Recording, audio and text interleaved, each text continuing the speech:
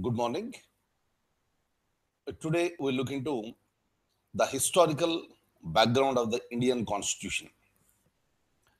So we understood what is the Constitution, and we also understood that our Constitution came into force on January 26th, 1950. We got independence in 1947, and our Constitution came into force on January 26th, 1950. Meaning, India has been recognized as an integrated nation starting from the year 1950. So every independent nation is expected to have its own constitution. That's the reason why we took time and we prepared our own constitution. But was the concept of India not there before 1950? India was there. But when you talk about the concept of integrated India, the concept of unity, that was not there. But the moment it has been recognized as a nation, it has been released from the clutches of the foreign rule. You need to have your own constitution, and that constitution came into force on January 26th, 1950. But without constitution, how India was governed before that? That is a point. So we are going back to the historical perspective of the Indian constitution. Meaning is simple. If I have constitution from January 26th, 1950, what were the rules and regulations that were present in India before that? Were there any rules and regulations? Answer is yes. Yes, there are so many rules and regulations. But those rules and regulations were not prepared by Indians. The foreigners who were ruling India, so they decided what should be the rules and regulations. And if you go back to the history, we know that India was ruled by British for a quite long period of time. And even before that, there is a company called East India Company. And that East India Company came to India on the name of business. East India Company is a private company. It took permission from the British Crown. Crown means the government. It took the permission from the Crown and it came to India on the name of the business. So they started the business and they started expanding the business. Everything was going on well. That's the reason why East India Company wanted to have political and administrative control over India. And they took the permission from the crown and they were given the political and administrative powers. By using those rules and regulations, they started controlling the India.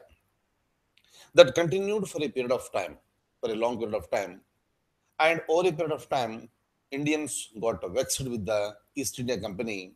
That's the reason why in 1857 revolt has been taken place, and that revolt is considered to be a very serious revolt, and that was an eye opener to the British government. Hence, British government decided to take the control from East India Company into the hands of the British government. Meaning is simple. India was governed directly by East India Company up to the year 1957. And after the revolt, the control has been taken over by the British government directly. So that happened in the year 1857, the Sepoy Revolt, and in 1858, a new act has come into picture. So we'll use the word act, and you already know how exactly an act will be made. But kindly remember, those acts during that time were made by British Parliament. In India, we did not have any parliament. And that parliament in British, they have decided what should be done in India. Like this. So many acts have come into the picture. So this continued up to the year 1947. And in the year 1947, through Independence Act of India, India was liberated. So till that time, whatever is needed for India, everything was decided by the so-called the British. Am I clear? Very, very important. So now what we'll do is that I'll open the document. We'll come across with so many acts that were made by the British, and we'll look into the each one and we'll try to understand one after the others. So for the examination point of view, frequent questions are coming up. Maybe one or two questions in the preliminary examination, maybe one question in the main examination. But periodically, the questions are coming from this area. And this particular topic is also important for you to understand the historic, historical perspective of the Indian Constitution. So many things will come into the picture. But moreover, this is an area where you are expected to remember. You are expected to remember more. So now the point is that how do you remember, first of all? A very, very important one. If you really want to remember something, you need to read with focus. You need to read with interest. The moment you start reading and listening with interest, automatically that will be remembered. Okay? Listen one time or read from the books I have suggested. Now, see here, let me tell you one point. I already asked you to purchase two books, right? I gave you the titles also. Subhash Kashyap, I told you, D.D. Basu, Durgadas Basu. So now, from today onwards, you are expected to read. Is that okay? Now, whatever the topic I am covering in our class, you please read it from the book. Since we are conducting class only for 2 hours till the polity is over, then it will be increased to 4 hours from next subject onwards. Since you have time, so you are expected to read the books. So whatever the topic I am doing today, historical background, I want you to read first from the so-called Subhash Kashyap. Subhash Kashyap, read from Subhash Kashyap, you will understand. And immediately after that, please read from D.D. Basu. Please read from D.D. Basu. And D.D. Basu, I'll be asking you to read periodically. Okay, not just one time reading, please. Subhash Kashyap, you'll be reading for one time. But before reading D.D. Basu, you are expected to read Subhash Kashyap. Before reading Subhash Kashyap, you are expected to listen to our class. Is that okay? And kindly remember why I am very specific with respect to reading the books. Reading books is a must as far as the civil services examination is concerned. Your concept of understanding will be enhanced, which is not possible by reading the material. You may be getting material from somewhere, right, instead of books, expecting that is easy. No, not at all. The material will lead to unnecessary confusions. And in order to go in a systematic manner, in a sequence, I suggest you to read those books. This is what I told you in the beginning also. And you are expected to do this. Please read these two books. So, whatever the point today we are going to discuss, everything I want you to read from first from Subhash Kashyap, right? Only one reading, and again you will be reading from D.D. Basu. This you will be doing on day-to-day basis. Whatever I am going to cover in the class, that you will be reading from these two books. So that what will happen, at least your first reading will be over by the time we complete our classes. At least the first reading will be over by the time we complete our classes. Am I clear? So that what will happen, whenever we go for the revision, that becomes much easier. And you start loving reading the books. That's what exactly I want. Am I clear? So with respect to this particular topic, more than explanation, This you need to remember certain things only for this area. Remaining all the areas, again, we need to go for the explanation. So here there is a less explanation and more points will be there, but I want you to remember the sequence. Okay, sequence. Here we'll be starting from 1773. In fact, the East India Company came to India in the year 1600. 1600. But they were given control over India in the year 1773 by the British government. And starting from 1773, will be going up to 1947. Is it clear? So, like this, we'll be going ahead and try to understand each point. I'll be showing you the document, a lengthy document, and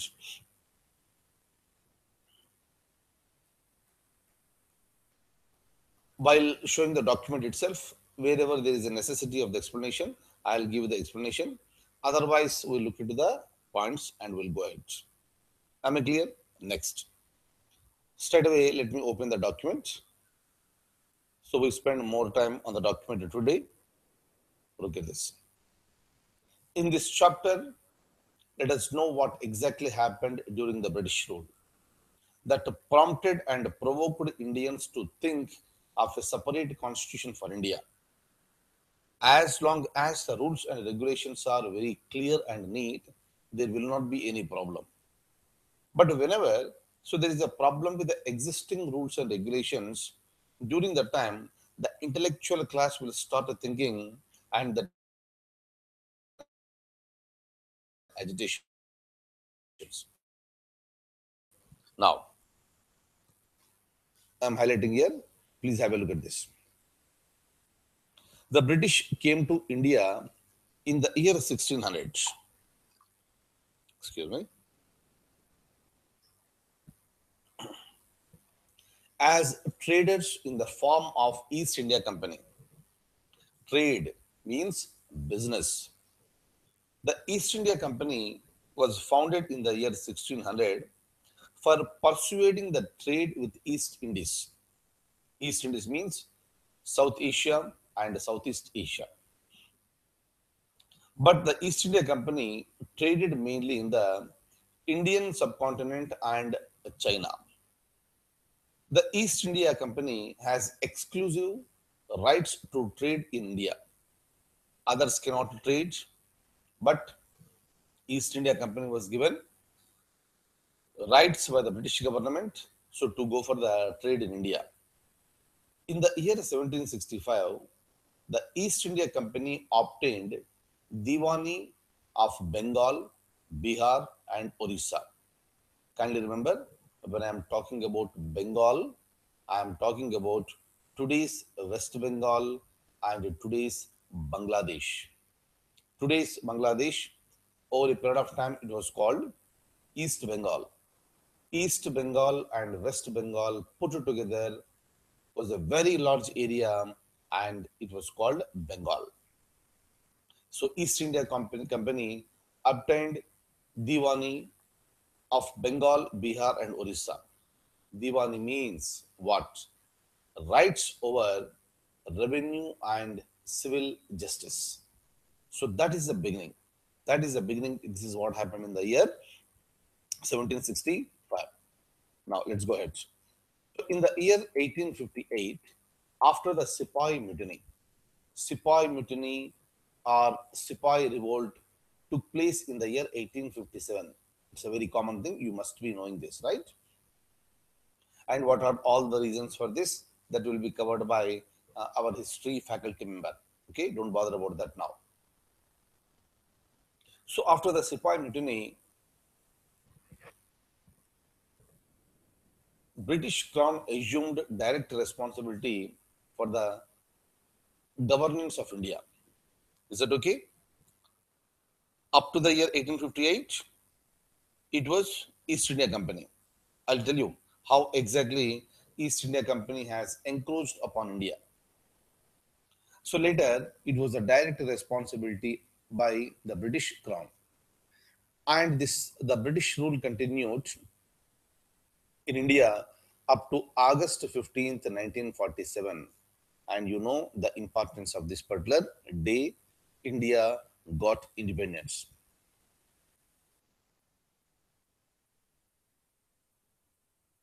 So we'll begin now. The company rule. The company rule started from 1773, continued up to 1858. From 1858 up to 1947, it was a direct rule over India by the British government directly. Previously, it was through East India Company. Okay, and that continued from 1773 to 1858. First, we'll discuss that one. Then again, we'll see what happened from 1858 till 1947. Okay, listen very carefully. Sequence is important for the examination point of view. Sequence, okay? And one more important point is that you will remember more,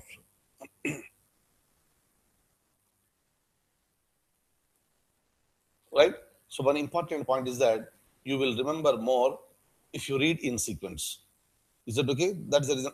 For example, here, when I ask someone to purchase a book, then what will happen? They will open the book at the center and they may start reading from center. Or some people will have the habit of reading the book from the back. No, they will read the last chapter first and they will go to first chapter, they will go to some other chapter. That, right? That those irregular methods will not help us to get into the service. Sequence is a must. That is the reason why they will give first chapter, second chapter, third chapter like this. Right? Especially with respect to the constitution, it is a very, very important one. So we are also going in the same sequence. Am I clear? Now, let it be any subject, not just constitution. You need to read in sequence. Now, again, I'll open the document. Please have a look.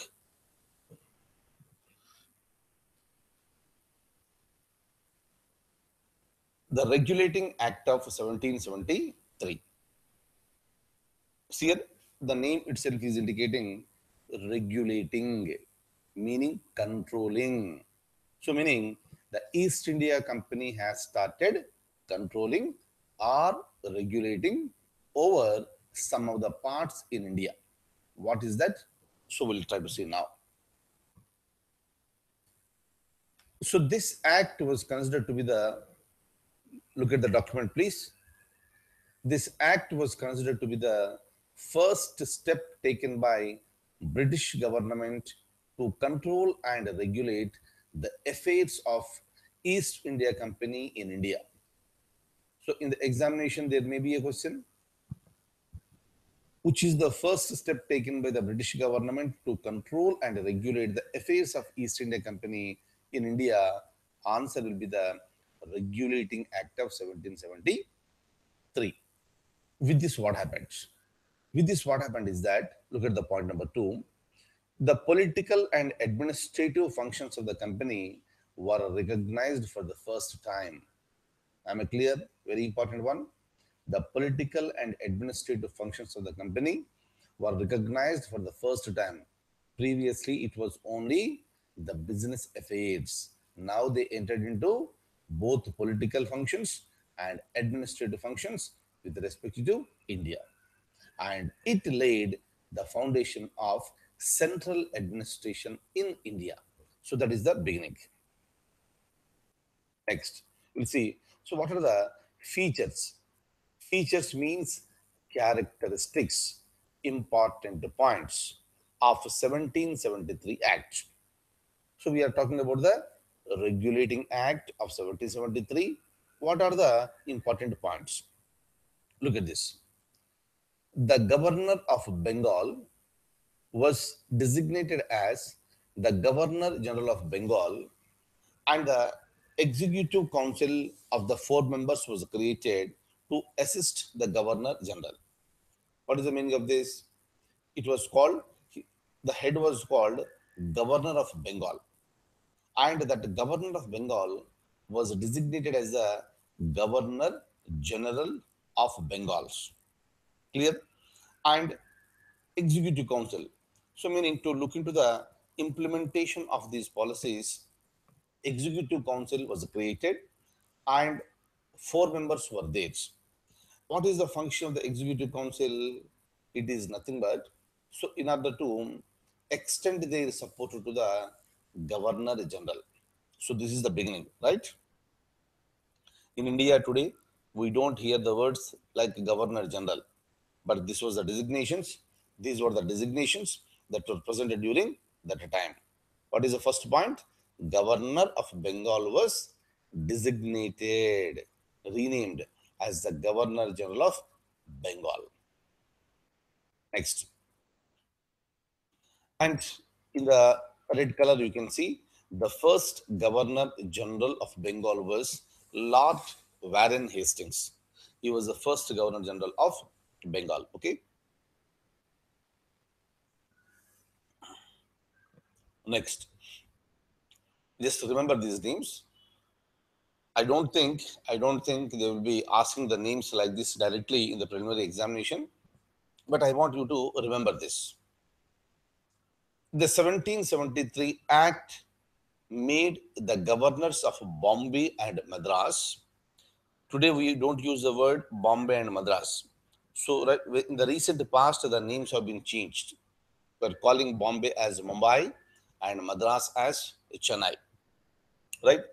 So, but today, if I use the words Madras and Bombay, so our focus will go just onto those what is called the cities, right? If I use Bombay, meaning I'm talking about the so-called Mumbai. If I'm using the word Madras, I'm talking about the city called Chennai. No. So during the time, Bombay was a very, very large area. Today, the name has been restricted only to a city. That's a different thing. Even the Madras. But otherwise, that was considered to be a province.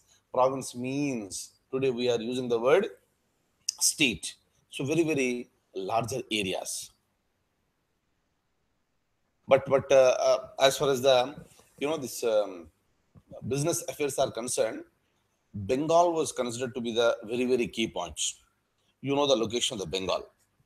So that is located on the coastal side, and of course even this Madras and Bombay also there. But strategically, this Bengal was considered to be very important for their business activities. That's the reason why originally, the seat of power was located in Bengal, and over a period of time, it has been shifted to Delhi. Okay, now have a look at this. Now,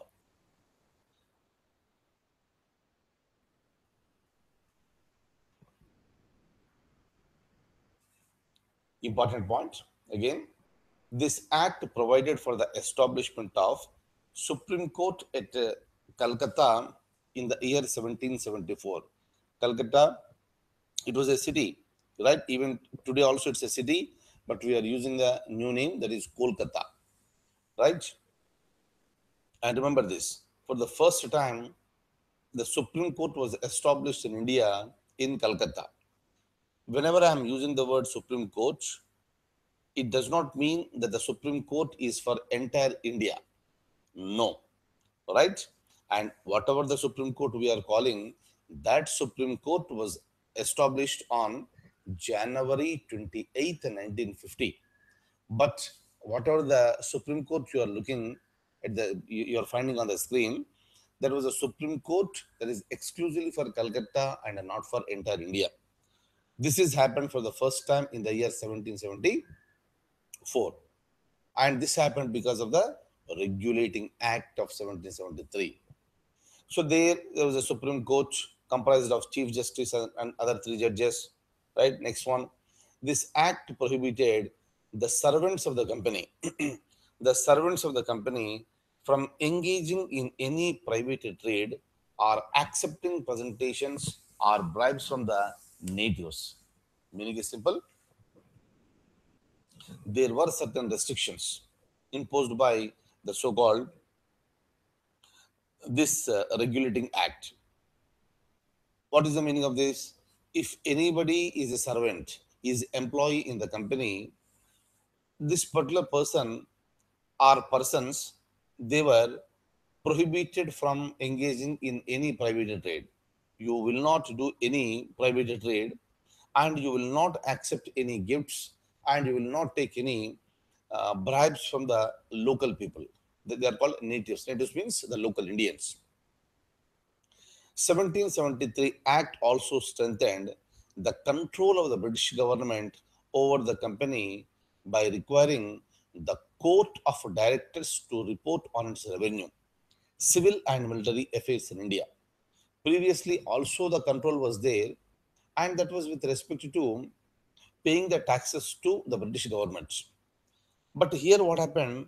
Because you have given, because the British government has given more political and administrative rights to East India Company, this act also strengthened certain things, and it ordered the company, the court of directors, to report to the government on its revenue.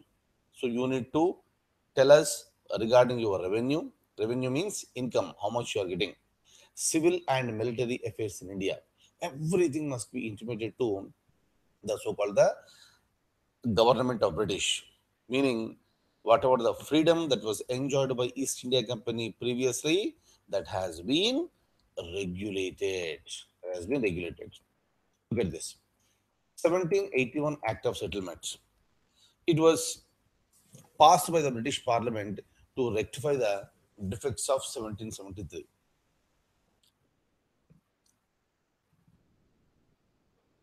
See here, please observe one thing.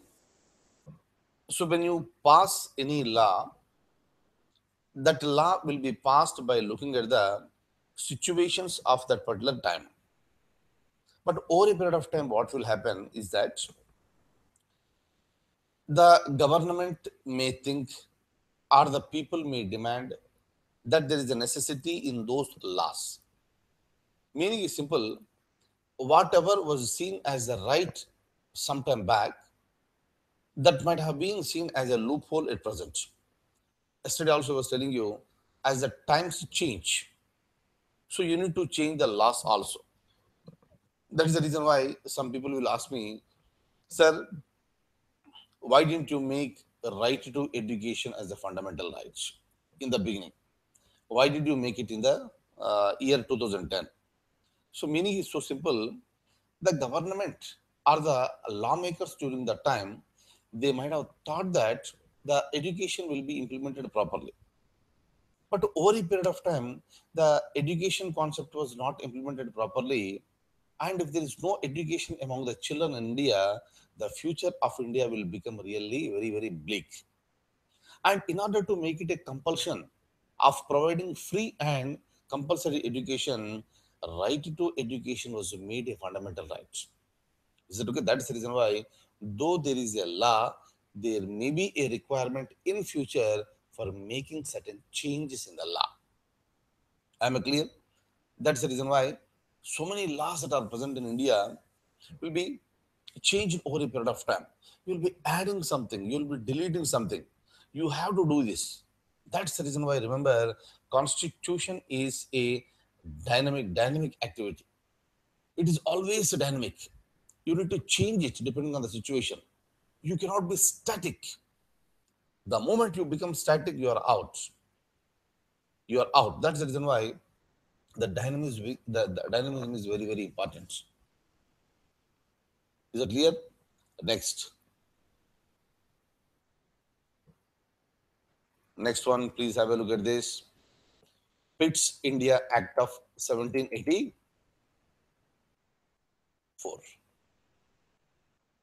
We have seen Regulating Act, Pitt's India Act of 1784. This act has distinguished between commercial and political functions of the company.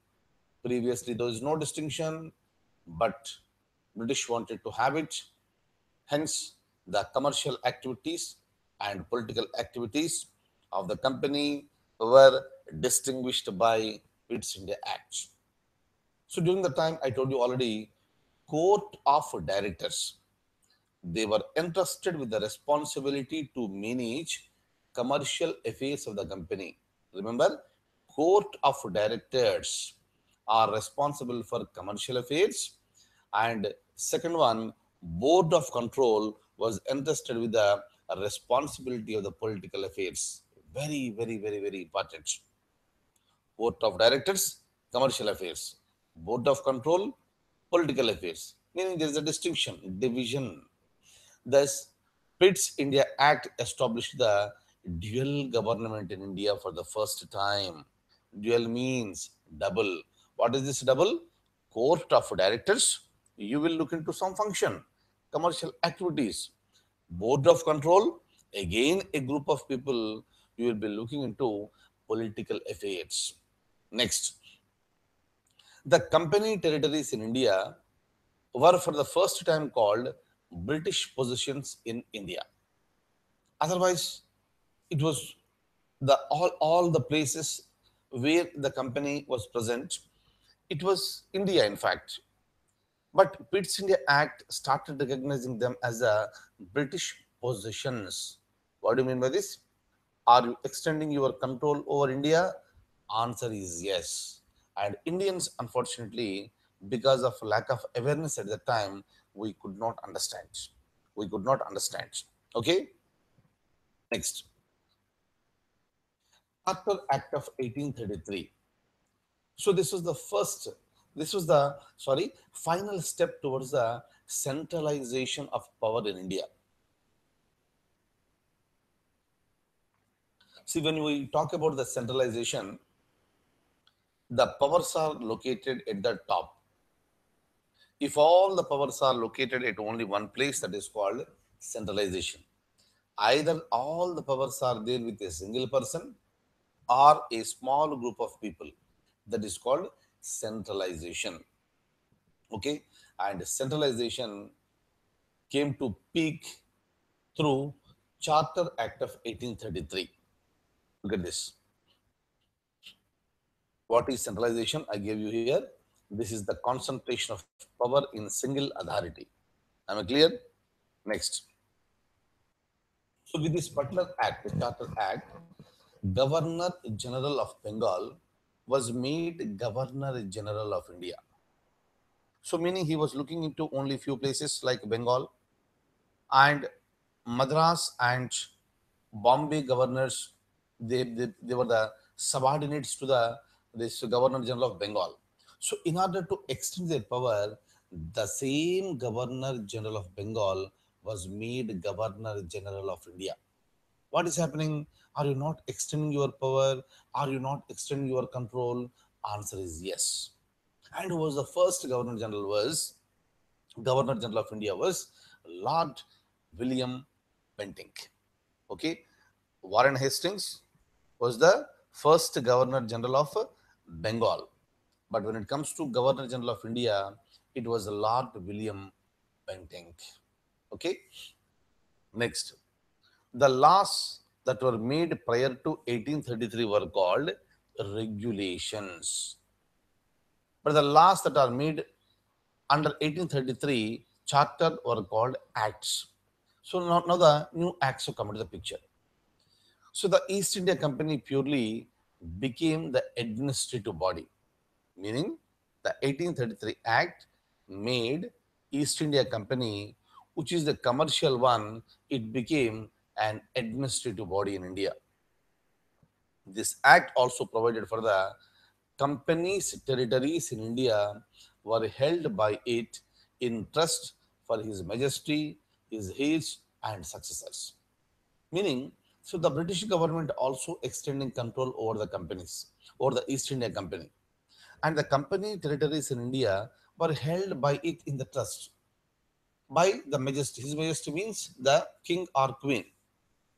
Next, the superintendence, direction, and control of whole civil and military government of all the British territories and revenue in India was expressly vested in the Governor General of India, India in Council. For the first time, the Governor General's government was known as Government of India, and the Executive Council was called Indian Council. So, right? So, did you observe this one? How they started expanding their power in India. And the council was enlarged for legislative work by the addition of a law member in addition to the existing three. Previously, three were there, it has been extended, and legislative work has been allocated to them. Next, this act attempted to introduce a system of open competition for the selection of civil servants. But this is only an attempt. But open competition was introduced later. So this is important point, and I want you to remember this particular point, please. Originally, what happened is that just like today, there was an attempt to provide the open competition. Open competition means what? If there are vacancies in the government, all the people who are eligible can write. Eligible people cannot be stopped to take part in the competition, right? But originally it was not there. Whatever the civil services we have, this concept we have borrowed from British only. But during that time, there was nothing like any open competition, and British used to decide who should be recruited and who should not. But as the demands are growing in India, a system of open competition for selection of civil servants was in demand. And this act made an attempt. Of course, it was a failure. But Indians were not debarred from holding any place, office, and employment under the company, but negated because of the opposition from the court of directors. Look at this. Look at the question which was asked in 3 by UPSC.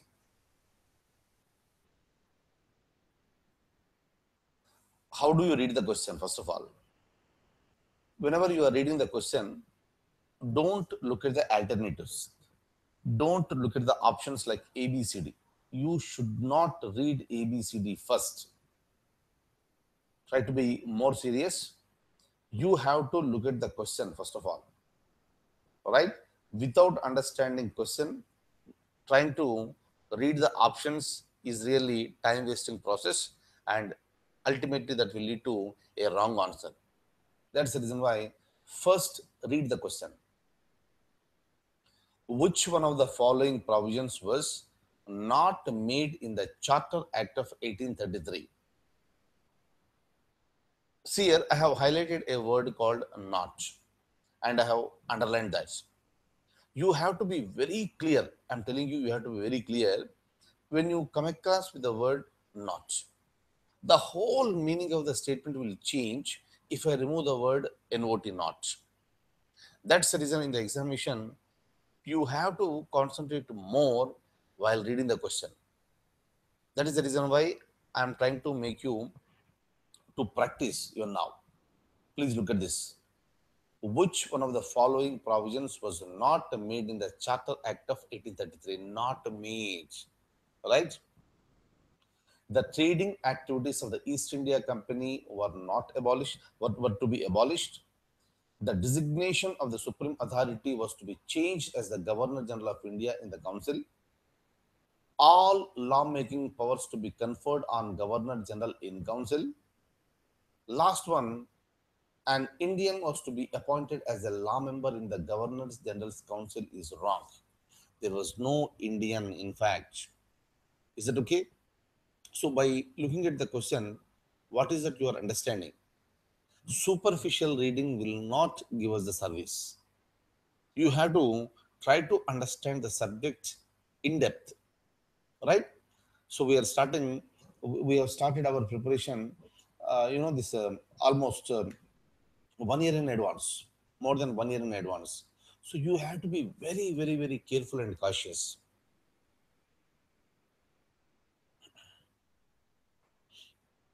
Am I clear? Right. Next is the Charter Act of 1853. This was the last Charter Act passed by the British Parliament. This act created the Legislative Council. See here, for the first time during the British rule, we are during the East India Company rule, we are coming across with the word Legislative Council. You know what is the meaning of the Legislative Council, right? It is a law-making body. Hence, this council was functioned as a mini parliament. And the Charter Act of 1853 introduced open competition of selection and a recruitment of civil servants. Meaning, for the first time, open competition system has been introduced, but that was implemented from 1858 onwards. Okay, this was also open to Indians. Indians were permitted to take part in the competitive examination. Now, see here, Indians were permitted to take part in the competitive examination. So, of course, the concept of education was introduced, and some of the Indians, so they started learning it, and this concept is increasing, and they have started showing interest to become the part of civil services, and Indians were permitted. But how do you write the examination?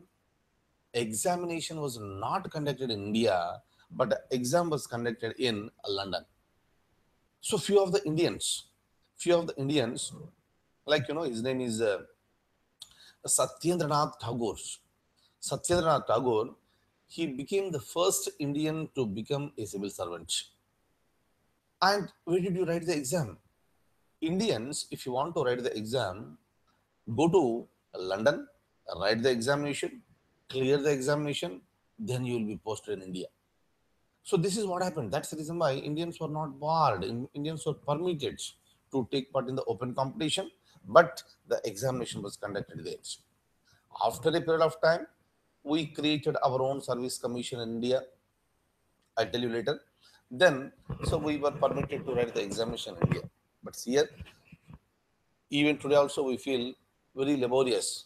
From so from Madras, you go to Delhi and write the examination. Okay, from Calcutta, go to Delhi and write the examination. How is it possible? That is the reason why so many centers have been established in India. But during the time, from India, go to London. Where is it? Right? Just like today, the transportation system was not so easy. So you need to sail through waters, right? Through ships. And it's a very laborious process. Yet, some of the Indians did it successfully. Okay? And important for the examination, which act introduced open competition system of selection and recruitment? Answer is Charter Act of 1853. This was also open to Indians.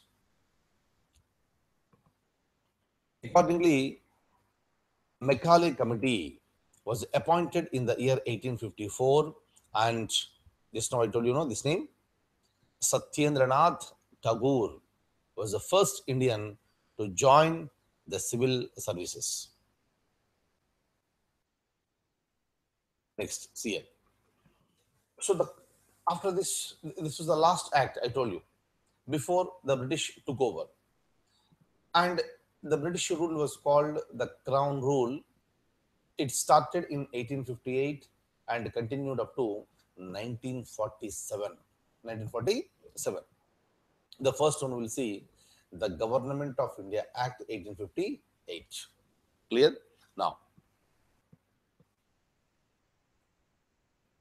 see, during the time, because of the too much of oppressive nature by the East India Company, in so many parts, the people were frustrated. The frustration leads to anger. Anger will come out in the form of agitations. And if the authorities tries to suppress the agitations, that may turn into violence. So this is the basic reason. Is it okay? Frustration leads to anger. Anger leads to agitations. And if you still tries to suppress that, instead of addressing the problem, if you try to suppress it, that will lead to the violence. And there was a huge violence that took place. Indians in various parts of the country, they started revolting against the East India Company rule. But the strategies were missing, And East India Company, they had trained army. That's the reason why the Indian revolt, the Sipahi revolt, was brutally suppressed within few days. But that particular revolt became an eye opener to the British government.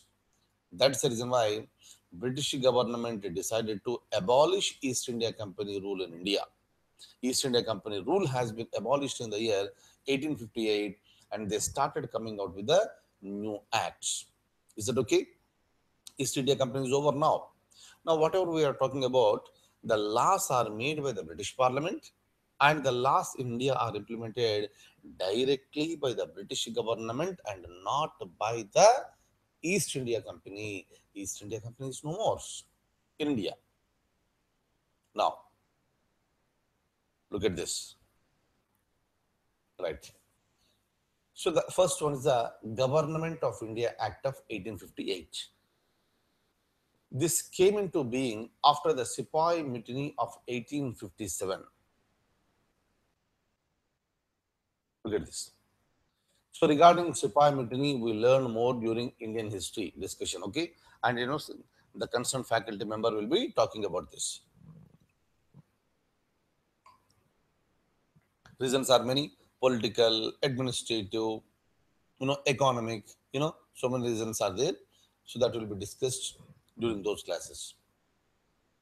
This act is also known as an act for good government in India. Remember this one? It was already a question in the UPSC examination. Which of the following acts is considered to be an act for good government in India? Answer is 1858 Act, right? This is the first statute enacted by the Parliament for the governance of India under the direct rule of British government. Statute means law. So this is the first law enacted by the Parliament for the governance of India under the direct control of the British government. And this particular act, GOI, Government of India Act, abolished the East India Company rule in India. And the British Crown assumed sovereignty over India from East Indian Company, meaning, can you see it? Indians were not given any independence. What was done by the so-called East India Company, that role has been taken over by the British Crown. Yes. And similarly, in order to appease the Indians, they made a change. The designation of Governor General of India was made to the was changed to the Viceroy of India. Right? Governor of Bengal became Governor General of Bengal. Governor General of Bengal became Governor General of India. And the designation of the Governor General of India was changed to Viceroy of India. And over a period of time, in the year 1947, the same designation Viceroy has been changed back to Governor General of India. Okay? Which act changed what? That is important for examination. Look at this. The last Governor General of India was Lord Canning, and the same person became the first Viceroy of India. And this particular act abolished the Board of Control and Court of Directors. Right? Do you remember this? I was talking about Court of Directors, which was looking into the commercial activities, Board of Control, which was looking into the political activities, right? And this act has abolished both. A new position called Secretary of State for India was created, right? Apart from Viceroy in India, you got another position called Secretary of State for India was created, and the powers of Crown were exercised by Secretary of State for India. And the Secretary of State for India is a member of a cabinet and responsible to the British Parliament. Right? We know a minister, a cabinet minister is designated as Secretary of State. So instead of working in British, in England, This person has been entrusted with the responsibility to look into the affairs in India, and this person is directly responsible to the British Parliament. Okay, and so for the purpose of working properly, working with ease, the Secretary of State for India was assisted by a council called Council of India that contained 15 members, meaning it's just like a council of ministers. And the Council of India was composed of exclusively of people from England, and there is no Indian here. Right, next. No, next one. See here. The Secretary of State of India, who was responsible to the British Parliament, governed India through the Governor Generals. And that Governor General was assisted by an executive council which consisted of higher officials of the government. Is it okay? Very important one. British Crown is present in British, and British Crown started ruling India, implementing things in India through Secretary of State in India, and that Secretary of State in India is directly responsible to the British Parliament and not to anyone, right? And this Secretary of State of India governed India through someone, and that someone is none other than Governor General of India. Is it okay? Very, very, very important. And the administration of the country was unitary and rigidly centralized through 1858 Act. This is not 19, this is 1858 Act. Okay, important one. So meaning that led to more. So the provincial governments, though existing, headed by a governor, were mere agents of government of India and functions under the direct control of the Governor General. Governor General is the Governor General for India. And in all provinces, so many governors are there. What are your functions? No specific functions. You are mere agents. And you are directly answerable to the Governor General. So there was no separation of functions. There was no separation of functions. Look at this. The legislative, executive, civil, and military authority was vested in Governor General in Council of India, who was responsible to the Secretary of State for India. Every function, maybe legislative, executive, civil, military, where are they located? They are located in the hands of the Governor General in councils. And that is responsible to whom? Secretary of State for India. Secretary of State of India is responsible to British Parliament. Hope you are reading this. Kindly watch this video once again today. Okay. The control of secretary, look at this. The control of the Secretary of State of India over Indian administration was absolute, meaning final, complete, total. Look at this. The machinery of the administration was totally unconcerned about the public opinion, right? They are least bothered about the public opinion because it is completely centralized. Whatever they wanted to decide, they have decided. Next, we have a question. Hopefully, you can understand now the question easily. The questions may be like this sometimes. Consider the following statements. Two statements are given, 1 and 2, right? And you need to find out which statement out of these two are correct. Is only the first statement correct? Only second statement is right? Both the statements are correct? Or none of the statements are correct? So you can answer these type of questions only when you have thorough understanding of the topic what we have discussed so far. Now you can go to this. Please read the first statement. Read only one statement. The Charter Act 1853 abolished East India Company monopoly of Indian trade. Is it a right statement? It's not. Under the Government of India Act 1858, the British Parliament abolished the East India Company altogether and undertook the responsibility of ruling India directly. Just now we have seen this, right? So, statement number two is right.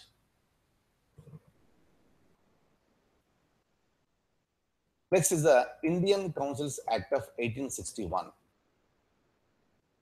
This act introduced a grain of popular element by including some non-official members. See here what exactly is happening. As you are introducing so many reforms in the Indian system, including education, the moment people become educated, so they will start thinking and they will start demanding for certain rights. Certain rights.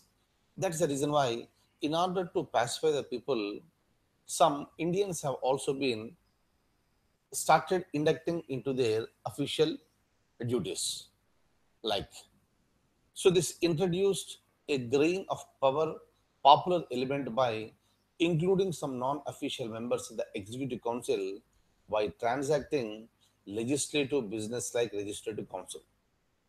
The Viceroy of India would nominate Indians to the Legislative Council. Legislative Council was already created. And for the first time, so you started nominating Indians to the Legislative Council. Nomination means what? Whomever you like. Obviously, again, the decision was taken by the Viceroy only. Okay, next. The functions of a nominated member confined exclusively to the consideration of the legislative proposals placed before it by the Governor General, meaning nothing but a Viceroy. Is it okay?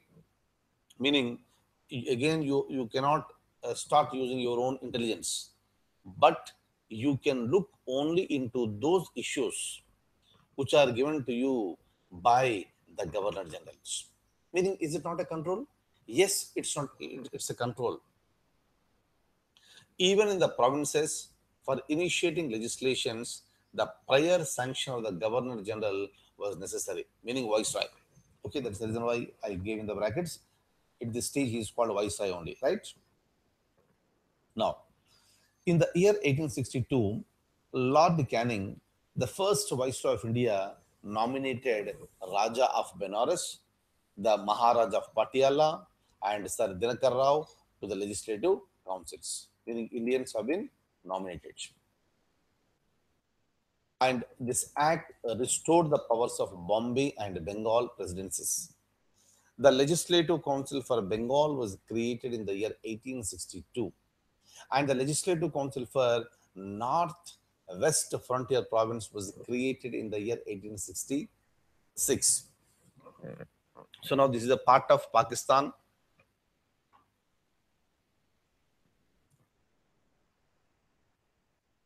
Here, whatever India we are talking at this stage. At this stage means during our discussion, this includes today's Pakistan.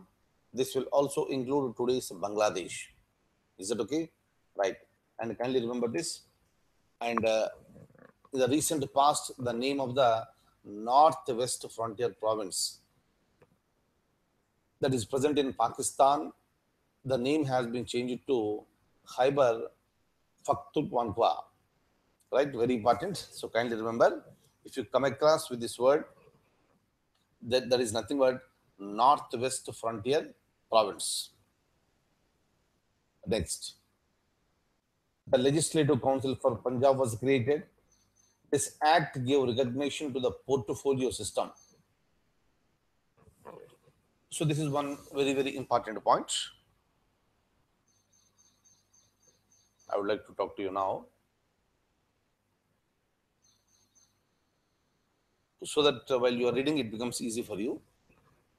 Here, this act has introduced the portfolio system. What do you mean by portfolio? For example, here you have Minister for Finance. Minister for Defense. Just let me tell you one simple example. Minister for Finance, Arun Jaitley. Minister for Defense, Manohar Parrikar. Okay, we know that. So he's the minister. Minister for what? He is the minister for a particular ministry. Ministry is an office, and that office is headed by a person, and that person is called minister. So finance ministry is headed by finance minister. Defense ministry is headed by defense minister. Okay, like this you can take any example. So instead of using the word ministry, I can also use the word portfolio. Portfolio is nothing but the departments. That's the reason why while reading the newspaper, you will also come across like, this um, defense portfolio, by finance portfolio, HRD portfolio, rural development portfolio, meaning rural development ministry. Is it okay? Hope you are getting this. And for the first time, the concept of the portfolio has been introduced during this time, during this particular act. But otherwise, then Viceroy, this he introduced the concept called um, the same thing, Lord Canning. He introduced the portfolio, and it was officiated through 1861 Act.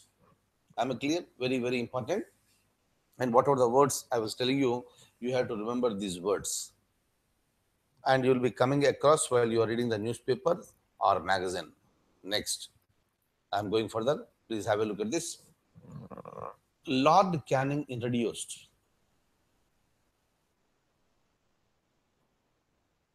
portfolio system in the year 1859. This act also empowered the viceroy to issue ordinances. What is an ordinance? That we'll be discussing when we talk about the president. Let's leave it. But for your information, let me say one point regarding ordinance. Constitution, even today also, the Constitution has provided ordinance making power to the President of India. Ordinance is nothing but a temporary act. What is an act? You will introduce a bill in the Lok Sabha, Rajya Sabha, President will sign, and it will become an act.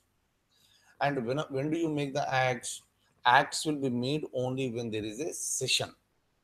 Sometimes session is not there, but you still require an act which is very, very urgent. You cannot wait for the session of the parliament.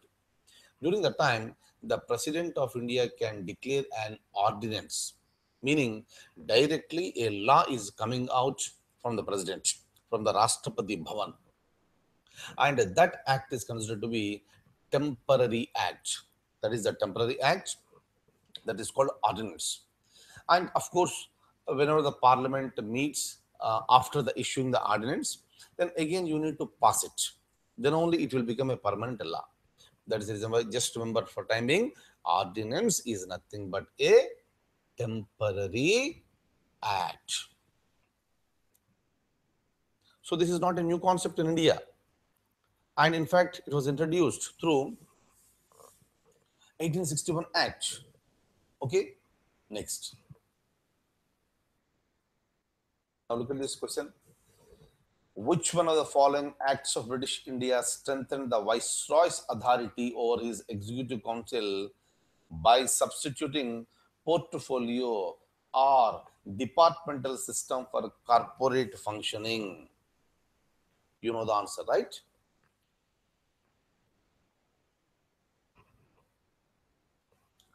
Next.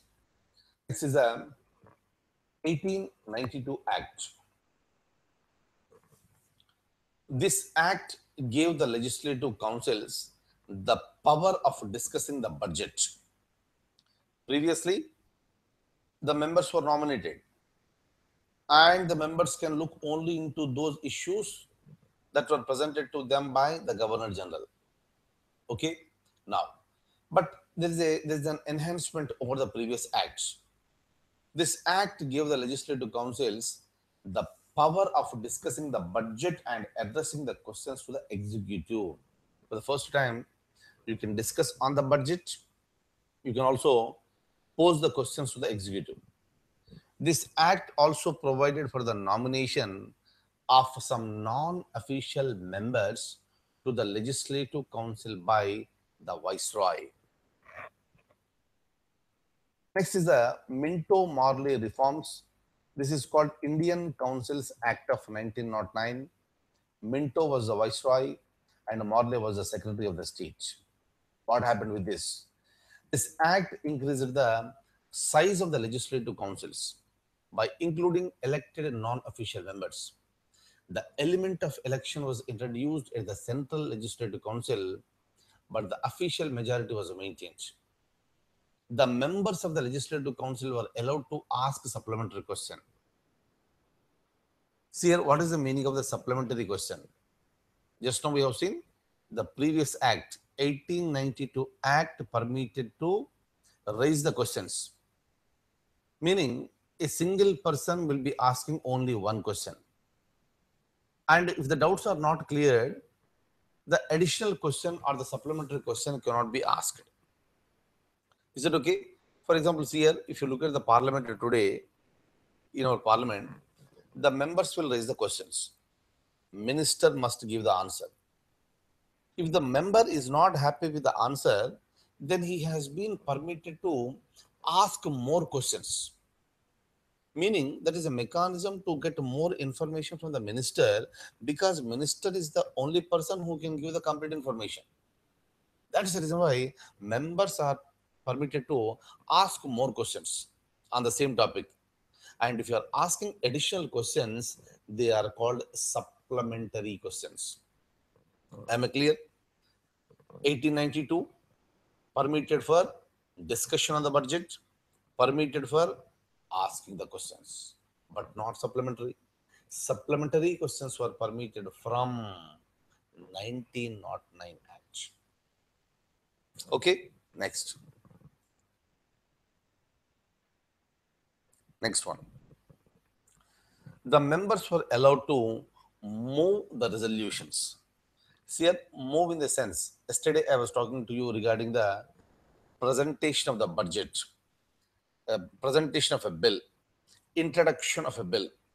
The other word what you can use is the move. A member can move a bill. Is it okay? Very, very important. So, if you come across with the word move, that is nothing but the presentation.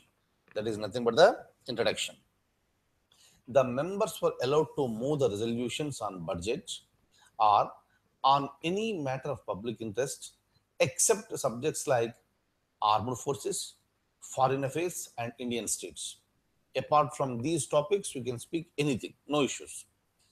This act provided the association of Indians with the executive council of the viceroy and the governors. Look at this. The first Indian to join Viceroy's executive council was Satyendra Prasad Sinha. Important. Okay, name is important. And this Act, 1909 Act, introduced a system of communal representation for Muslims by accepting the concept of separate electorate.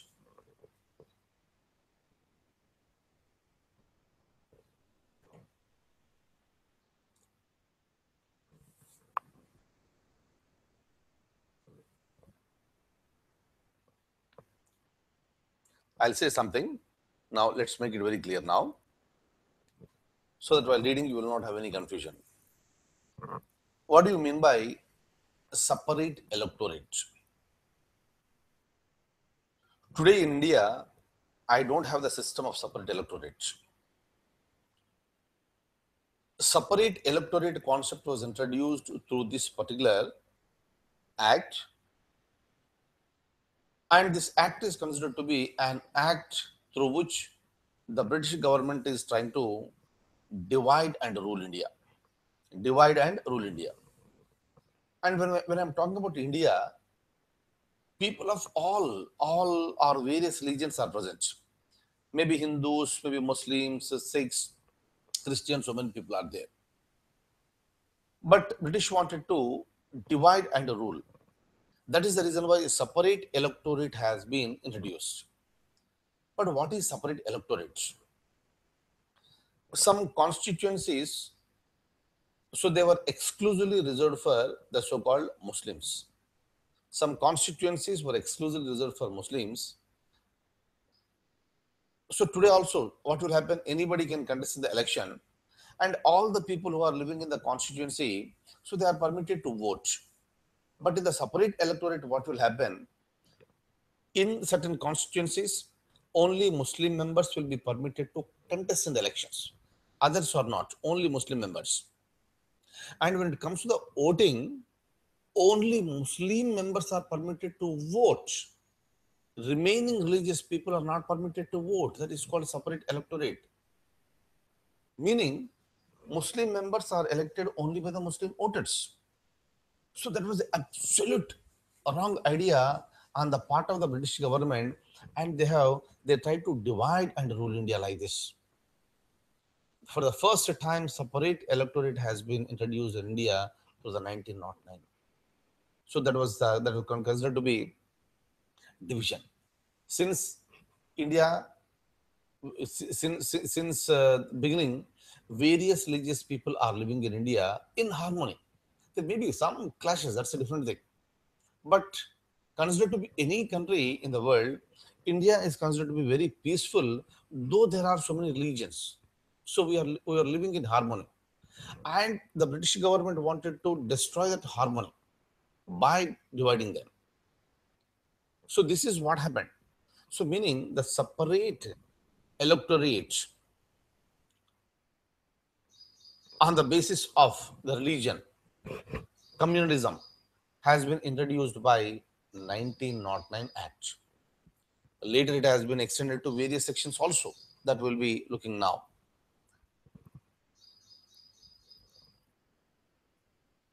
Right. 1909 Act introduced a system of communal representation for Muslims by accepting the concept of separate electorate. Under this, Muslim members were to be elected only by Muslim voters. For the first time, the seeds of separatism were sown. 1909 Act legalized communalism. Minto was regarded as the father of communal electorate. And the Minto-Marley reforms did not aim at establishing a parliamentary system of government. The final decision on all matters were retained in the hands of the irresponsible executive. Look at this, you have a question again. Please read. Answer is already given. That is reflecting in the red color. But read the question. Then you read all the options, A, B, C, D.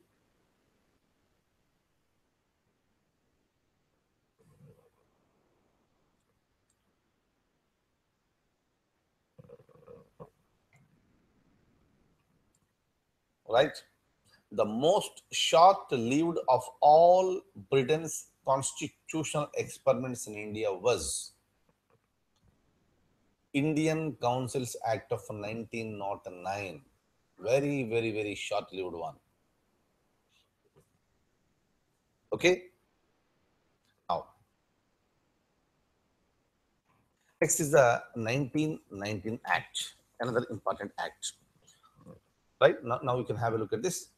This act came into picture when the Indian National Congress became very active during the First World War and launched the Home Rule movement. You must be aware of this one. You know this, INC, Indian National Congress, was established in the year 1885. Right? And this is the major political organization during that time. Later, of course, Muslim League also came into the picture. And in 1919, the Indian National Congress became very active, and it was so active during the World War One. Right? What was the period of First World War? You should remember all this: 1914 to 1918. Right? And during that time only, Home Rule movement was launched. and what is this First World War, and why it was there, what is this home rule, right? Tilak, Annie Besant, so many things, so many personalities you will come across while discussing about the history, right? So this was called Montague-Chelmsford reforms. Chelmsford was then viceroy, and Montague was secretary of state. You know what is the meaning of the viceroy and the secretary of the state. Next, on August 20th, 1917, the British government made a declaration that the policy of His Majesty's government is that of increasing association of Indians in every branch of administration and the gradual development of self-governing of the institutions with a view to progressive realization of responsible government in British India as an integral part of the British Empire.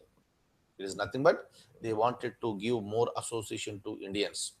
So that what will happen? The so-called British India is that India where the British government is directly controlling Indians. So that British India will become an integral part of the British Empire. At large, the British Empire will be there. But whatever you are calling British India, that will become the part of British Empire. And Montague Chelmsford were entrusted with the responsibility of formulating the proposals for the said policy, and the Government of India Act 1919 gave a formal shape to the same. And this report led to the enactment of the Government of India Act of 1919. This GOI, kindly remember, sometimes I'll be just using GOI. GOI stands for Government of India. It introduced diarchy. Important, you're coming across with the word diarchy. You can look it on the screen. Diarchy is nothing but the dual government. Dual government. Look at this. Where did you introduce this? Important one. Please look at this. The diarchy was introduced at the provinces. Provinces means states, right? And it was not introduced at the central. And this act demarcated the central and provincial subjects. And the provincial subjects were further divided into transferred subjects and reserved subjects. Remember all the points? I'm going further. What do you mean by this? Transferred subjects are those subjects that are administered by the governor with the aid of the ministers and are responsible to the legislative council, in which the proportion of the elected members was raised to 70%. Meaning is simple. Transferred subjects are those subjects administered by the governor with the aid of the ministers. Hence, the foundation of the responsible government was introduced in the narrow sphere in the form of the transferred subjects.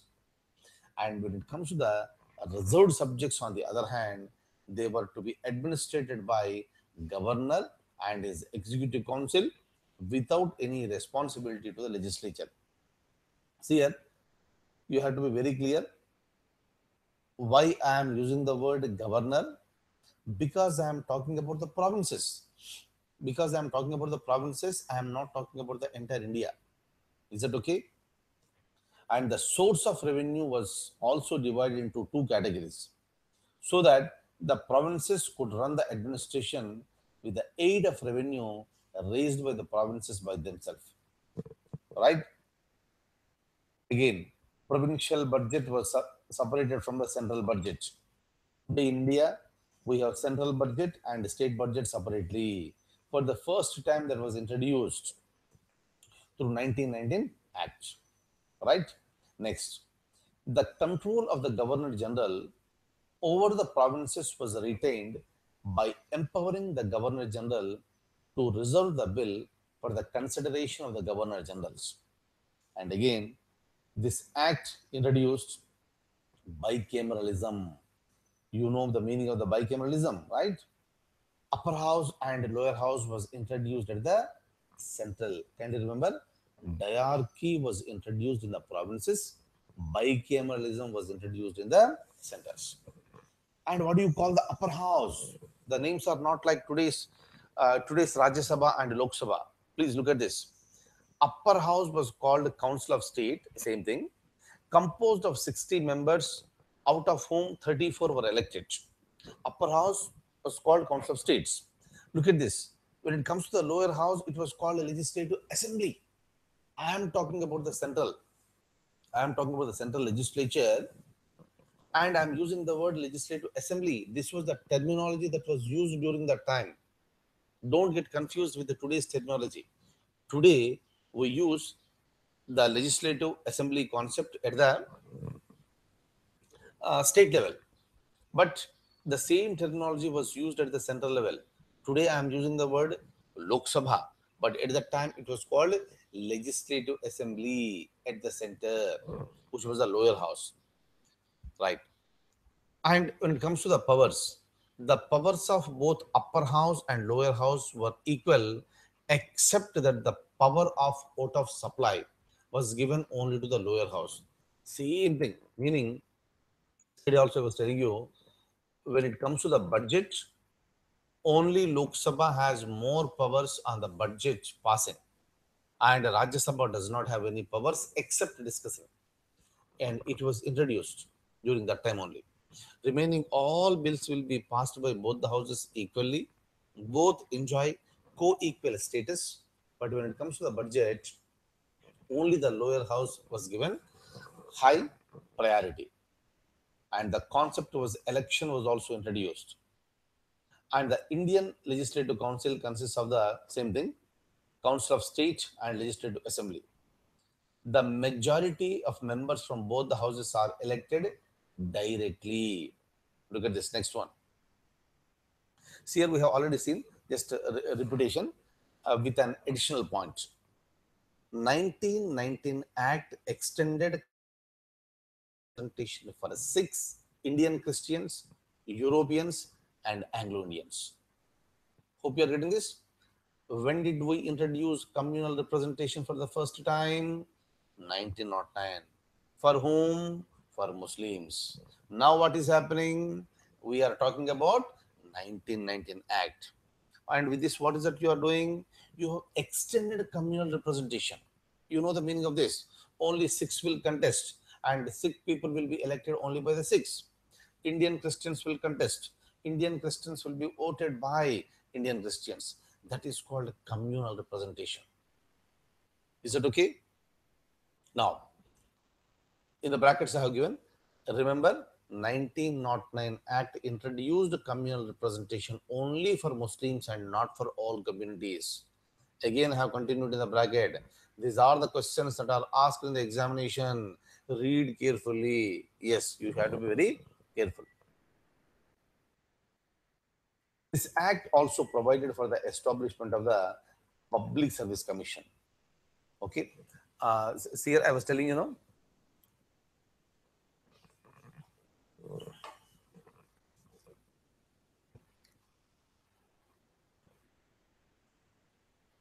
so whenever we talk about the Public Service Commission, UPSC, Union Public Service Commission, State Public Service Commission. So this is a body which will conduct the examinations. Indians were permitted to write the exam, open competition. But where do?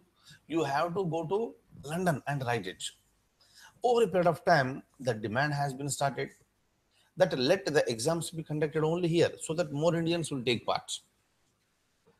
Right. So by heeding to this demand, they have decided to establish a public service commission in India. Hope you are getting this. And for that reason, you need an act. And 1919 Act permitted for the establishment of the Public Service Commission in India.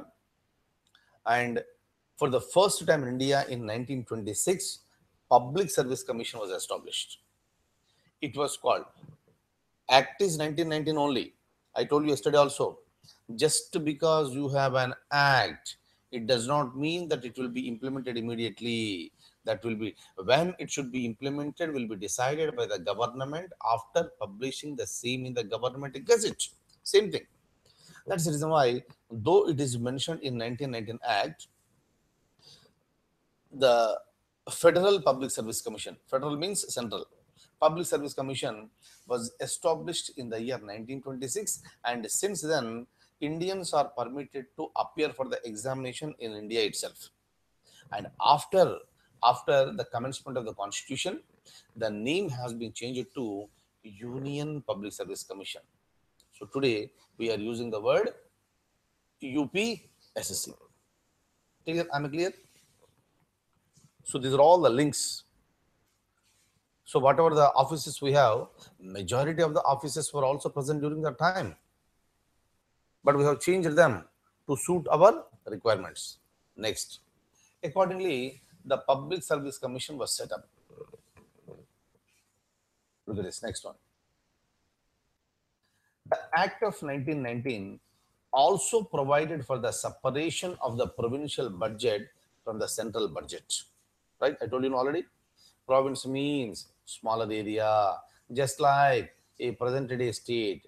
Today we have two budgets in the country, central and state budgets. This started with the 1919 Act, and even after the commencement of the Constitution, we continued the same. Why should we continue? Because India is a, fill up the blanks, because India is a federation, right? Remember, you have to remember all these points. In which article the word federation is mentioned? Nowhere it is mentioned, right? Next. The 1919 reforms failed to fulfill the aspirations of the people in India, and this led to the Swaraj. That is nothing but self-government agitation under the leadership of Mahatma Gandhi, right? So we were not happy with the 1990 reforms. Later, what happened? In the year 1927, a statutory commission was appointed under the chairmanship of Simon to inquire into and report on the working of the 1919 Act. See, here you have come across with the word commission. Commission, please. Now, so many times you might have heard the word commission. Kindly remember, wherever you are coming across with the word commission, commission is a body that comprises a group of members. And that commission will be entrusted with a particular responsibility to look into a particular issue. And after that one, the commission will look into the issue, understand it, and that will be reporting back to the government along with some suggestions. So what can be done further? And once it is submitted to the government, ultimate decision will be taken by the government. Meaning, wherever you come across with the word commission, blindly remember one thing: commission is always advisory in nature. Commission is always advisory in nature. Is it okay? And the suggestions that are given by commission are not binding. Are not binding. If the government wants to accept it, government will accept. Otherwise, government will not accept this. Okay, that is the reason why. So when it comes to 1919 Act, Indians have rejected. Mahatma Gandhi started Swaraj. Swaraj is nothing but self-government. Okay, and to look into these issues, the government appointed a commission that is called Simon Commission.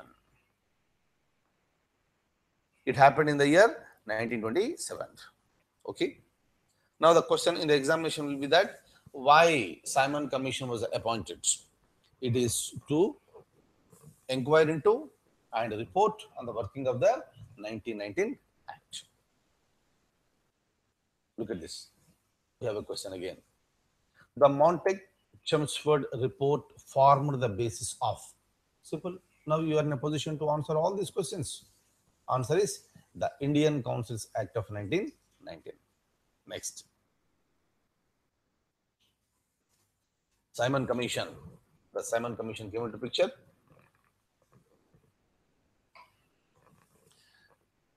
It was appointed by the British government in 1927, seven-member commission, and the chairman was Sir John Simon.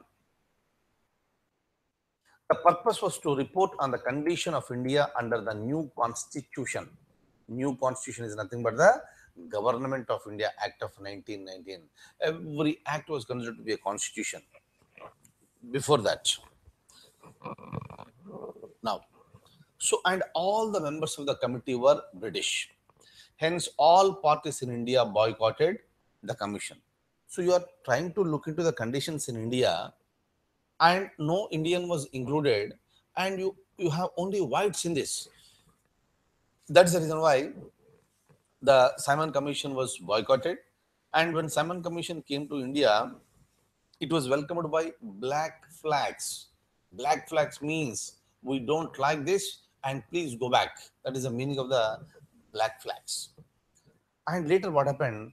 But even then the commission continued and it submitted the report in the year 1930, right? And the Simon Commission recommended for the abolition of the diarchy. Diarchy was introduced at the provinces, is it not? And the Simon Commission recommended for abolition, and the commission recommended for the continuation of the communal electorates. What is this communal electorate? 1909 for Muslims, 1919 for Anglo Indians, and also for the Sikh community people. And this commission recommended for continuation of the same thing. The British government, in order to discuss this one, it convened 3 roundtable conferences to consider these proposals. Look at this. The conferences were to be attended by the representatives of the British government, British India, and Indian princely states.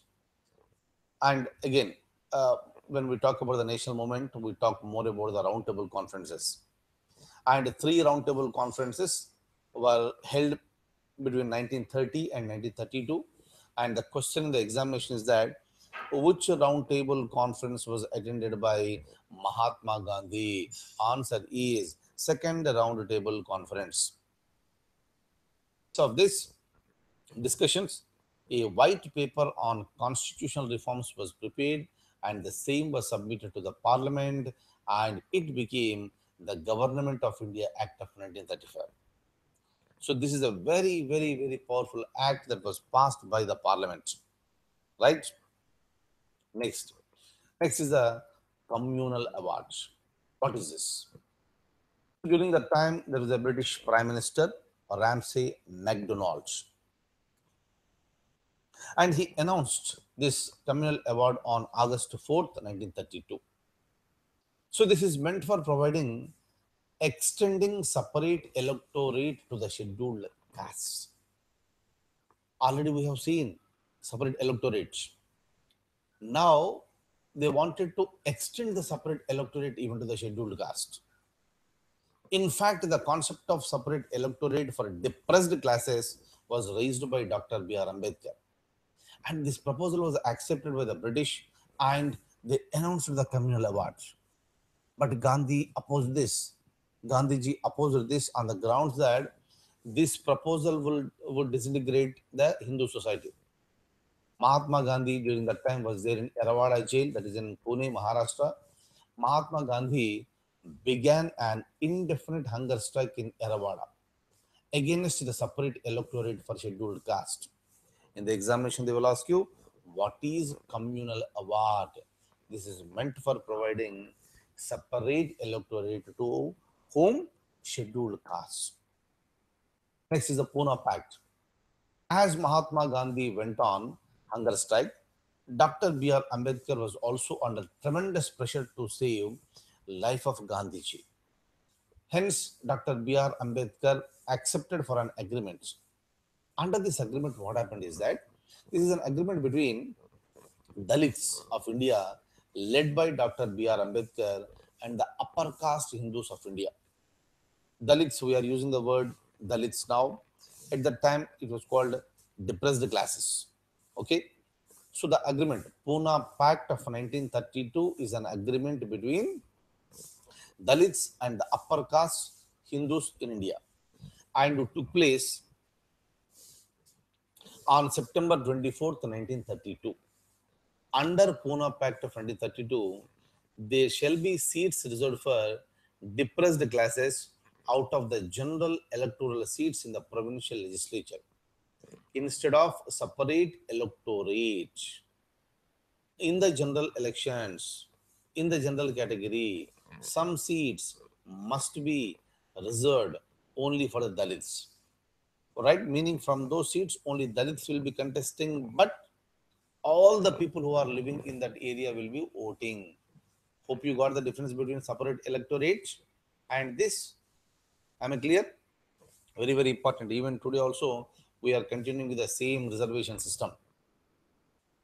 Next is the Government of India Act of 1935. This act prescribed federation. This act divided the powers into. Federation means what? Division of powers. That is the reason why federalist, provincialist, concurrent list. This one we are going to discuss when you come to that area.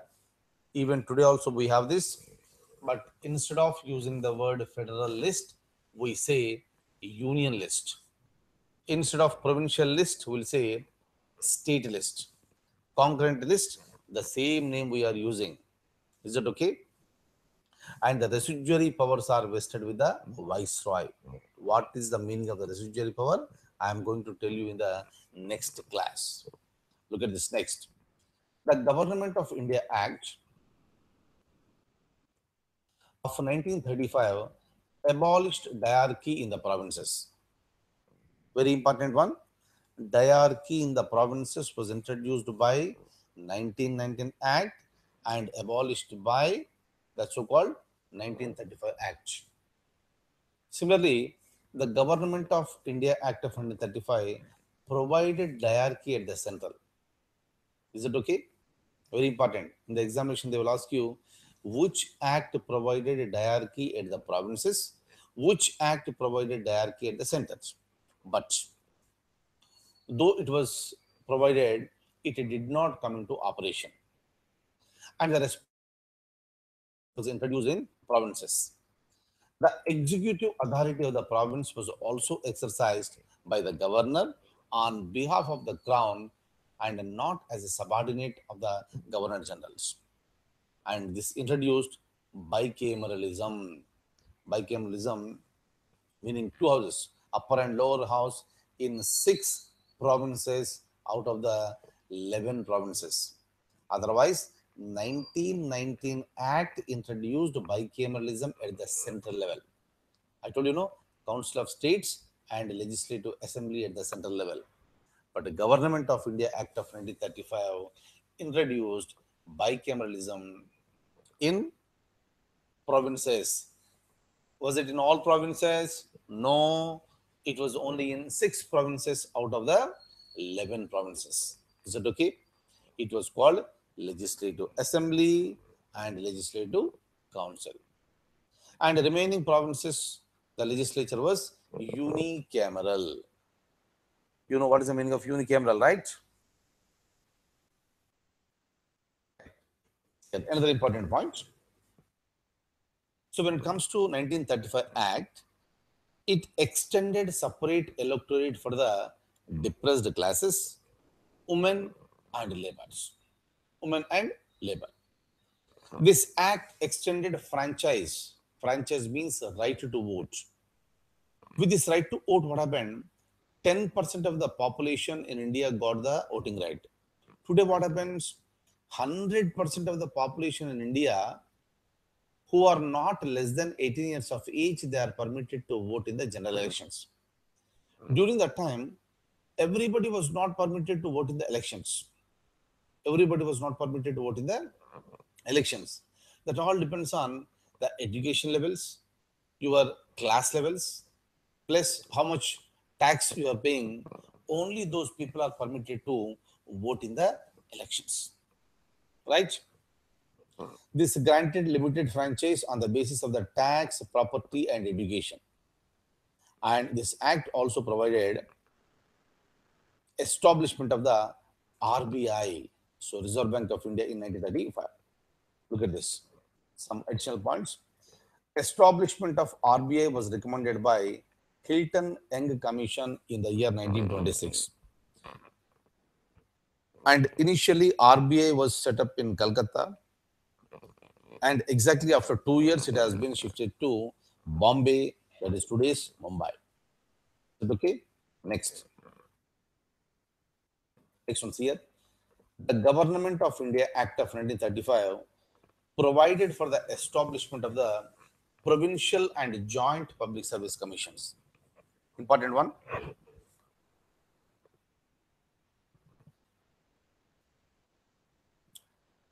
While talking about the syllabus, I was talking to you with respect to Union Public Service Commission, State Public Service Commission, Joint Public Service Commission.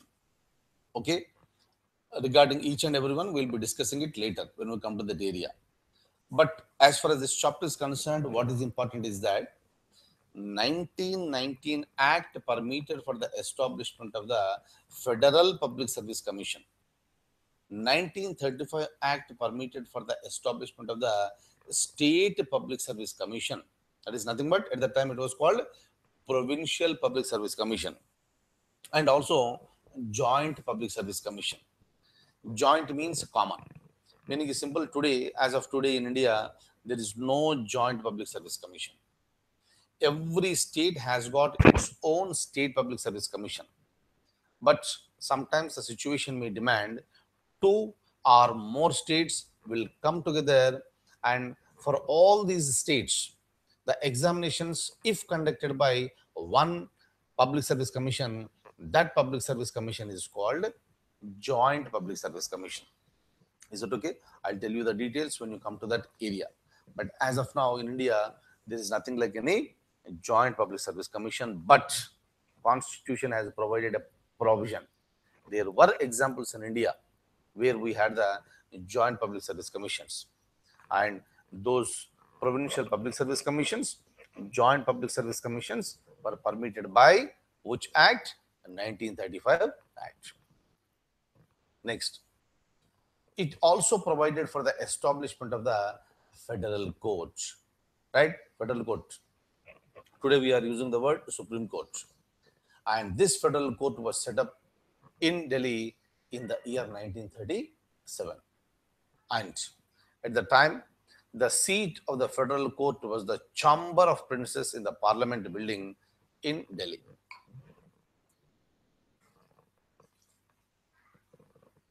Those are all the additional points. And the first Chief Justice of the Federal Court was Maris Gubayar.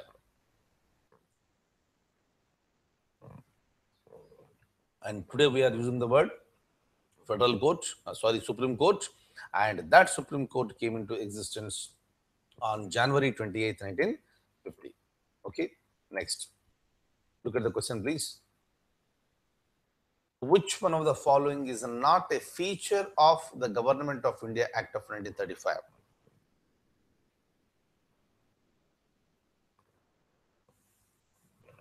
Not a feature.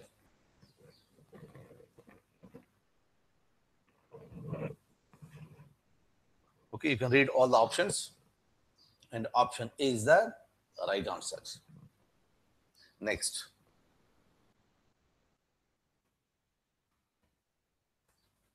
Please read the question.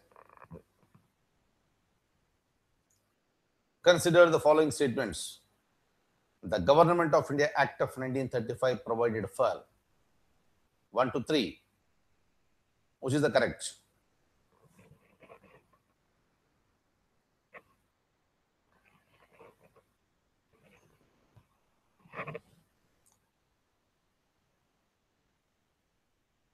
Okay, hope you got it. Now, so now let me tell you one point. In the beginning of the class only today, I told you to start reading the book from today itself, both Subhash Kashyap and D.D. Basu.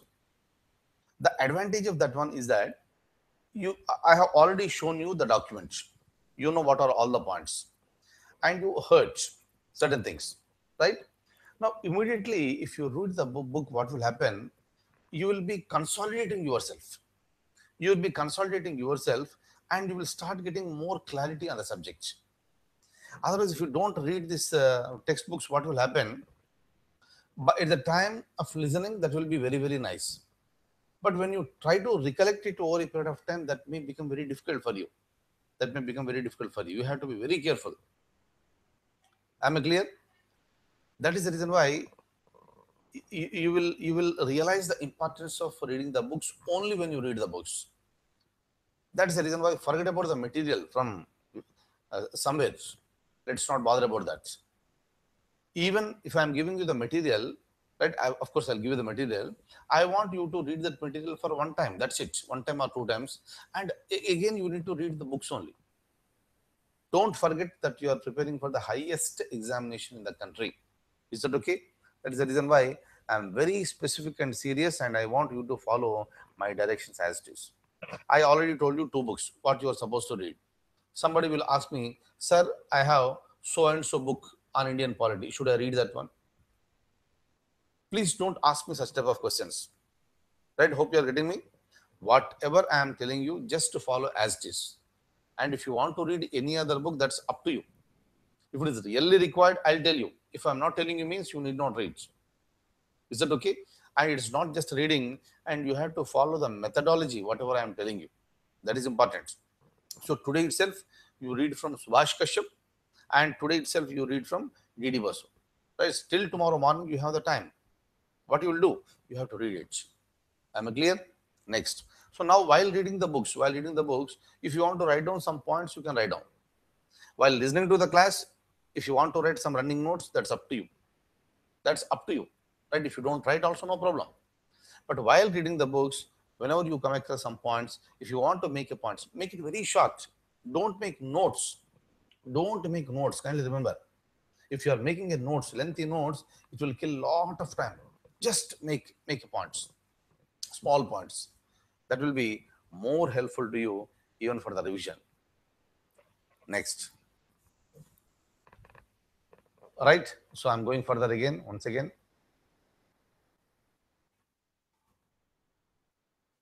So one more question. Have a look at this.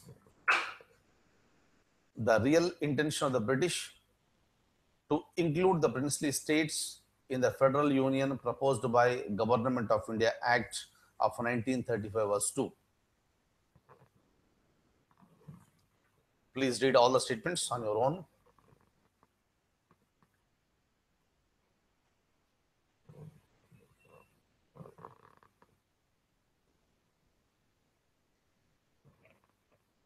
You have to read, please, on your own and come to a conclusion.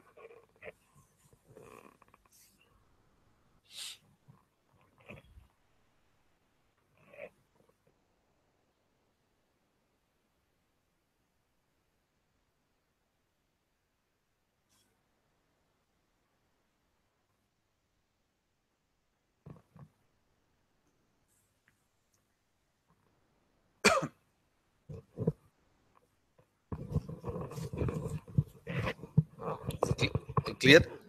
You just read. I'll be back in a minute.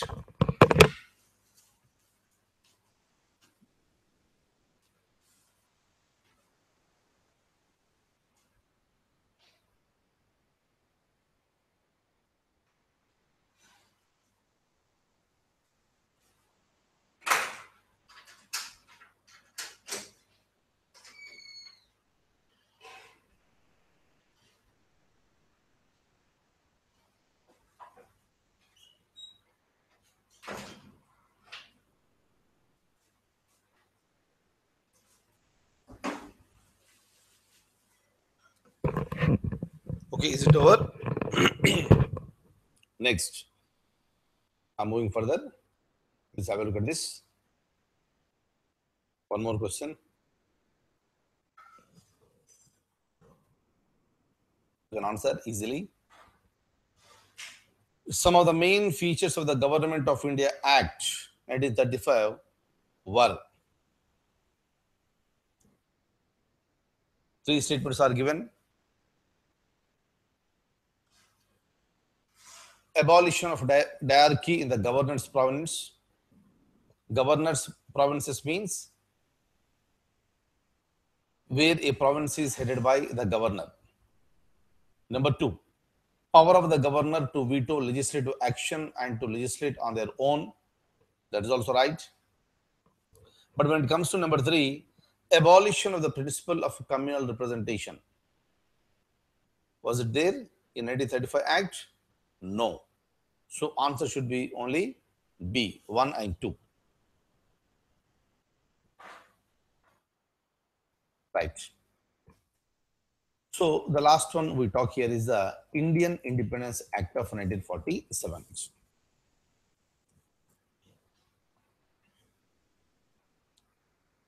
Right. 1947. See, tomorrow when I'll talk about the making of the constitution, I'll also add some more points. What happened between 1935 and Indian Independence Act.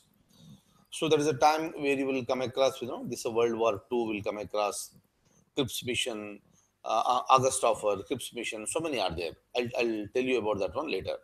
So let me come to this Indian Independence Act of 1947. And after the World War II, even there was a realization on the part of the British, and they wanted to provide independence to India. And for that reason, the cabinet mission plan has come to India, and that recommended for the so-called establishing its own constituent assembly. I tell you these points tomorrow. And finally, what happened? They wanted to provide the independence to India, and the British was also in a hurry.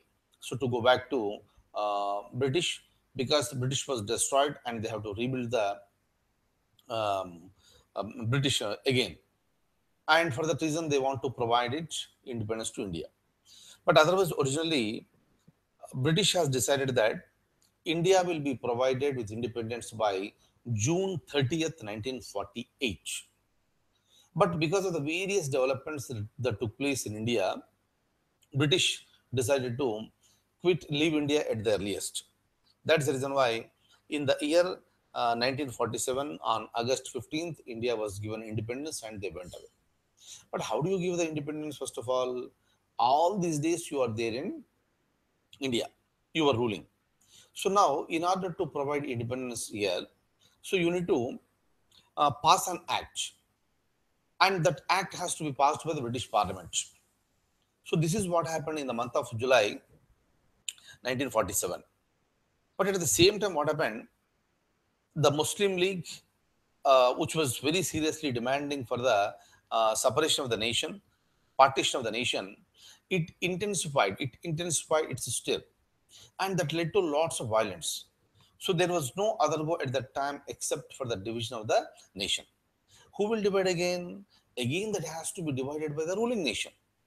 That is the reason why the an act was passed. That is the Indian Independence Act. Through this one, number one, what happened is that existing India was divided into India and Pakistan, meaning India got independence through Indian Independence Act of 1947. Pakistan also got independence through Indian Independence Act of 1947. Meaning is simple. First, you divide India into India and Pakistan, then you provide independence to both the nations. This is what happened through 1947 Act. At the same time, the designation of the Viceroy, you are calling him Viceroy, right? The designation of the Viceroy has been changed to the Governor General of India. Is it okay? And at that time, the Viceroy was Lord Mountbatten. And the same Lord Mountbatten became the Governor General, first Governor General of independent India. Is it okay? So all these developments have been taken place through 1947 Act. Now, I'll open the document and I'll tell you now. Look at this. On February 20th, 1947, the Prime Minister of England, Sir Clement Attlee, declared that the British rule in India would end by June 30th, 1948. Right? See, this is the original date that was decided by the so-called the British. But we were given independence in advance. Why? I'll be discussing with you tomorrow. The Muslim League demanded for partition. On June 3rd, 1947, the government announced that the constitution is not applicable to unwilling parts of the nation. I'll tell you all these points again tomorrow. Lord Mountbatten, then Viceroy, put forth the partition plan on the same day. It is called Mountbatten Plan. This is also called June 3rd Plan. This plan was accepted by both Congress and also by Muslim League. The Indian Independence Act of 1947 ended the British rule and declared India as an independent and sovereign state from August 15th, 1947. What is the meaning of the sovereign state? I'll be discussing in a very detailed manner. Sovereign. The act provided for the partition of the country into India and Pakistan. The office of Viceroy was abolished and provided for the Governor General for each dominion appointed by the King. This act also empowered the constituent assemblies to frame and adopt any constitution. The Central Legislature of India, composed of the Legislative Assembly and the Council of States, ceased to exist on August 14th, 1947. Indian Independence Act granted freedom to the princely states either to join India or Pakistan or to remain independent. What exactly happened? I'll tell you tomorrow, right? The civil servants were allowed to entitle all the benefits. Lord Mountbatten became the first Governor General of independent India, and Nehru sworn in as the first Prime Minister of India by Lord Mountbatten. And Muhammad Ali Jinnah became the first Governor General of Pakistan. Okay, that's it. That is the historical background, and I want you to definitely and seriously finish up this topic from two different books today. I told you, I already mentioned. Okay, in order to be there with me, in order to be there in the top list of 2017, you have to do this. Is that okay? No excuses, please. No excuses. You have to work. You have to be very serious at heart and mind. So then only the results will be achievable. So many things you are supposed to learn. And if you neglect now, the future will also be neglected. That is the reason why there should be no scope as far as the negligence is concerned. Right? And I wish you all the very, very best. Have a fantastic day and start reading and start enjoy reading the books. So thank you so much for being with me this morning and have a good day.